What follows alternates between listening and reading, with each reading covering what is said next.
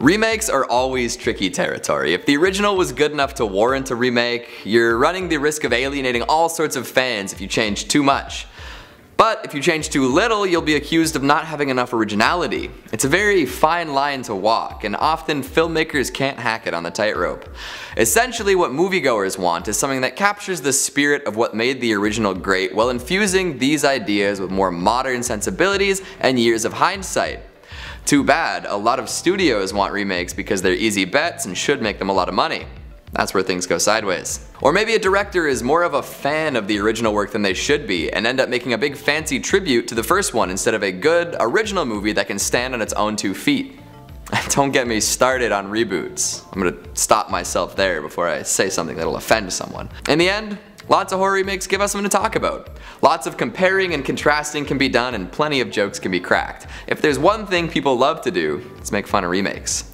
Hello horror heads and welcome back to the scariest channel on YouTube, Top 5 Scary Videos. I'm your horror host, Keegan Hughes, and today we are counting down the top 5 horror remakes we love to hate. Before we get started, make sure to give this video a big thumbs up and subscribe for more remake rundowns. Alright, let's get going. Coming in at number 5, we've got Gus Van Sant's Psycho. This is a very strange movie to talk about. An inexplicable shot-for-shot remake of the revolutionary Hitchcock thriller classic. 1998's Psycho is an interesting experiment in filmmaking. We had an all-star cast for the time, sporting the likes of Vince Vaughn, Julianne Moore, Anne Heche, and William H. Macy, as well as the popular Danny Elfman on the score. Van Sant was coming off 2 major successes when he brought this remake of Psycho to the public. Good Will Hunting had an incredible season at the Academy Awards, and Drugstore Cowboy was a piece of cinema that had all sorts of actors begging to work with him. He could get anything greenlit at this point, so he did. He'd been thinking about remaking a classic in its entirety for a while before this, but couldn't get enough people on board. If he were to remake something with a modern twist or with a fresh perspective, they would have given him free rein, but a shot-for-shot recreation just seemed a little too far-fetched. Once he was allowed to run with this idea though, he went full force, ensuring more or less everything was the same as when Hitchcock did it.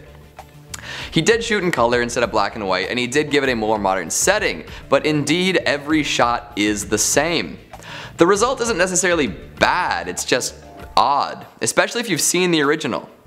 For this reason, it was critically panned pretty much across the board. Critics called it boring and indulgent and long-winded. And audiences, especially ones already familiar with Psycho, found it very easy to make fun of a movie that was simply being remade in full. How lazy they must have thought. Over time, this remake gained more appreciation as an art piece, and more people warmed up to it as a creative project. Van Sant did come out later and explain that he just did it as an experiment, just to see what would happen. It sort of serves as a warning against Hollywood's obsession with remakes, reboots, and existing properties taken to the extreme. It could also prove that films have a sort of soul of their own. Even if someone takes it apart and reassembles it exactly as it was before, just using newer parts, it's never the same. It's fascinating, isn't it? Coming in at number 4, we've got One Missed Call.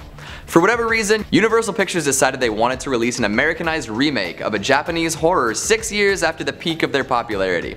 The Ring and The Grudge were far off in distant memory, with plenty of new, more classically American fare taking the lead. One Missed Call is like the cheapest of all cheap cash-ins on the Japanese horror remake trend. They took a Takashi Miike movie, also known as One Missed Call, which wasn't even that well received to begin with, and watered it down even further. Miike has a lot of great horror under his belt. One Missed Call is a weaker offering. This boring, long-winded, cheap, jump-scare-filled mess never really hits its stride and never really makes that much sense either. There's a whole lot of exposition in this movie, with different secondary characters just sitting around and wondering when they might die. All this happens when there could have been a ton of spooky atmospheric setup that Japanese horror is known for, but no. Let's just wait around for the next scheduled spooky thing to happen. None of these characters are proactive in the slightest. And they all have the most hilariously Hollywood normal names, like just 2 first names slapped together. Beth Raymond, Jack Andrews, Taylor Anthony, Mary Layton. It sounds like a word salad. Do you remember anyone's name? Like, me neither. I had to look them up today, although it has been admittedly a few years since I last viewed this one. Honestly, I think the advertising campaign was the most effective, scariest part. I remember when the movie's ringtone was pretty iconic for a while, with people playing it up to spook their friends or be a cool, edgy flip phone owner. Something tells me that they might have just seen the trailer on like Yahoo Video before downloading it. By the way, One Missed Call was not screened for critics ahead of release. They knew what they were doing. Coming in at number 3, we've got Poltergeist. This one had a lot to live up to for sure. How can you compete with the original when it was produced by Spielberg and directed by Tobe Hooper? You can't. You just have to hope you make something passable. And I mean, this remake is passable, but it also decided that it wanted to get in on the Insidious hype as well. Maybe a little bit of Conjuring too. The identity of this movie is all over the place. Sometimes it's a loving homage to the original, sometimes it's a cheap cash-in on familiar themes, and sometimes it's just trying to be Insidious by using this weird ghost dimension of sorts. I don't know what I'm supposed to think or feel about this. It seems that everyone believes that this movie is just a big pile of okay. The 80s era original had a lot of nods to the culture of the time, giving it a very grounded and real feel. The family was experiencing economic hardship, much like many other Americans at the time, and the story had some sneaky social commentary to slip in here and there. The remake really doesn't anchor itself in any era in particular, although we do get a few scenes involving some very modern technology in case you forgot when it takes place. At least Sam Rockwell gave a pretty good performance. At this point, I think I'd rather watch director Gil Kenan's other haunted house flick, Monster House. At least that one has heart. Filling out a number 2 slot, The Thing. A remake / prequel to John Carpenter's The Thing, this one may benefit from some time on ice. Maybe people will discover it years after the critical panning as an unfairly treated hidden gem. I mean, that's what happened to Carpenter's version when he first remade The Thing. Now it's one of the most universally acclaimed horror movies of all time. Let's be real though, it's pretty much impossible to live up to the Carpenter legend. Congrats to the folks behind 2011's The Thing. You know, they followed through and made an entire movie that pieces together events preceding Carpenter's version. It's a pretty cool concept, you can't lie. And making a movie is no easy feat. You know, sometimes I feel like a jerk standing up here and just decrying poorly executed movies. However, that's exactly it. It all comes down to the execution. Matthias von Heijnen Jr., forgive me, does his best to make a fun flick that fills some gaps, but it all falls flat. Where the original had claustrophobia and tension in spades, the remake spends a little too much time in wide shots, making it feel open and airy. Carpenter employed some of the greatest practical effects of all time to create unbelievable, horrible monsters, and in the remake, they used CGI ineffectively. 1986 had Kurt Russell. 2011 did not have Kurt Russell. It all just feels like the remake was set up for failure. All this plus a whole lot of unnecessary exposition and you have a movie that will forever live in the gigantic shadow of the original. Show, don't tell people. It's a classic filmmaking rule. Number 1, The Wicker Man. You know I was saving the best for last.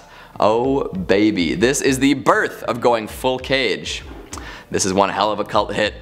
Cult for 2 reasons. It has a following of dedicated fans who could probably recite it word for word, and it's also about a literal cult. Go figure.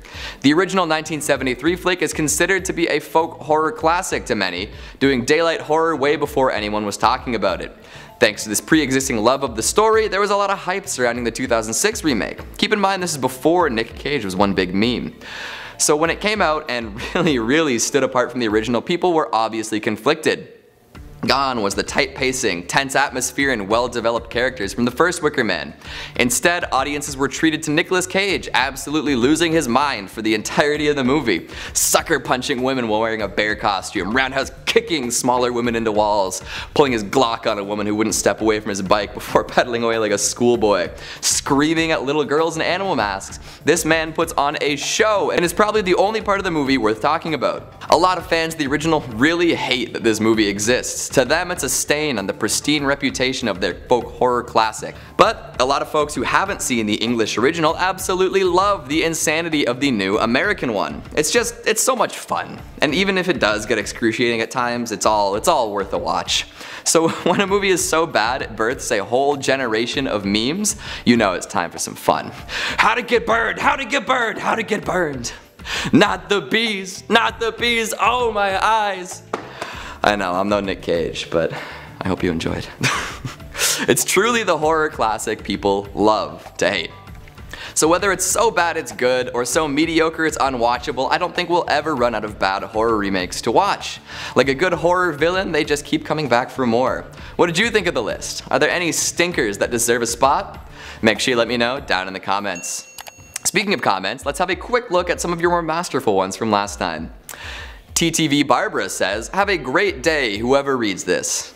Yes, Barbara, let me signal boost the hell out of this. Everyone, have a wonderful day. Lady Vegeti says, Heredity was a slow and boring movie. I mean, I haven't seen Heredity, but I'll have to give it a watch. Something tells me that it won't hold up against the tightly wound and horrifying Hereditary though. Great name, by the way. Griffo says, Hereditary instead of The Void? Really?